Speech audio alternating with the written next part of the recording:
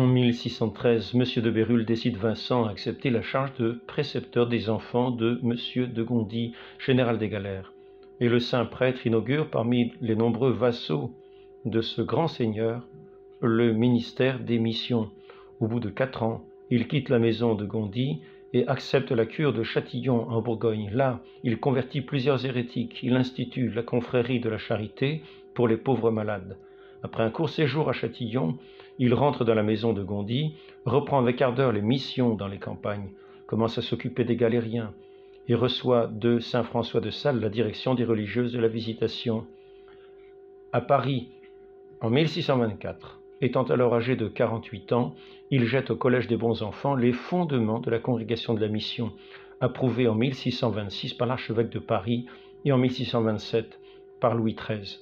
6 ans après, la congrégation était établie à Saint-Lazare, le 8 janvier 1632. L'année suivante, en 1633, il forme la compagnie des filles de la charité. À partir de ce moment, le saint, admirablement secondé par les prêtres de la mission, les filles de la charité et les dames de la charité, mène de front une incroyable multitude d'œuvres, les retraites à Saint-Lazare, les missions, soit à l'intérieur, soit au dehors, en Irlande, aux Hébrides, en Pologne, en Italie et jusqu'à Madagascar. L'assistance de villes et de provinces entières ravagées par la guerre civile ou étrangère, depuis Paris jusqu'à la Lorraine, la Champagne, la Picardie, ils font de l'hôpital des enfants trouvés, celui du nom de Jésus pour les vieillards et enfin l'hôpital général. Ils luttent avec une prudence consommée et une rare énergie contre le jansénisme, qu'ils contribuent puissamment à démasquer. Il envoie des prêtres en Barbarie consoler, exhorter les chrétiens captifs. Membre dirigeant du conseil ecclésiastique, il pourvoit à tous les besoins de l'Église en France. Ne se refusant à aucune œuvre de zèle, il rend des services importants à la plupart des congrégations religieuses du pays. Il fonde les filles de la Providence et celles de la Croix. Pendant ce temps-là, il préside au développement et au progrès de sa propre congrégation et la gouverne avec une sollicitude toute paternelle. Il établit les séminaires et donne avec M. Ollier, par la triple influence des retraites, des séminaires et des missions, une vie nouvelle au clergé français.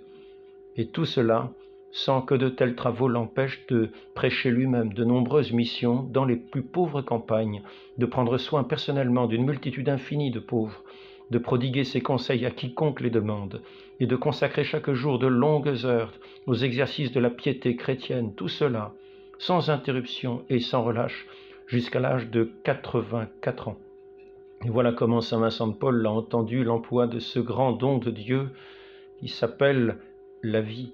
Voilà ce qu'a pu exécuter entre le jour de sa naissance et le jour de son jugement le fils d'un pauvre laboureur, avec l'aide de la grâce offerte à tous et toujours prête à secourir la bonne volonté. Humilions-nous, frappons-nous la poitrine, disons « Nous sommes des serviteurs inutiles » et venons apprendre de saint Vincent de Paul l'art que les saints seuls peuvent enseigner, l'art de bien vivre, qui ne fait qu'un avec l'art de bien mourir.